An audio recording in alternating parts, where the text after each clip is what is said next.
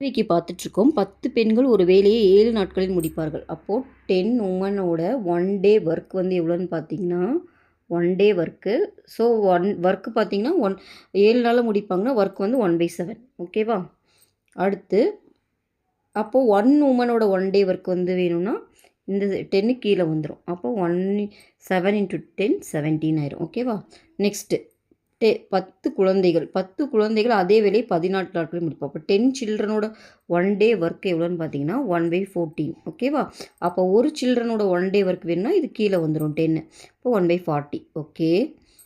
இப்போ அவங்க என்ன கேட்குறாங்கன்னா 5 பெண்கள், அப்போ 5 உமன், 10 குழந்தைகள், 10 சில்ட்ரன் சேர்ந்த வேலையை எத்தனை நாளில் முடிப்பாங்கன்னு கேட்காங்க. 1 உமனோட 1 டே ஒர்க் நம்மளுக்கு தெரியும் 1/70. ஓகேவா?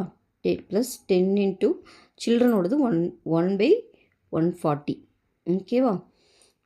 எல்சியம் எடுத்தோம்னா இது 2ஆல் மல்டிப்ளை பண்ணுமா? அப்போ 5 2s are 10 ப்ளஸ் 10 / 140. அப்போ என்ன வரும்?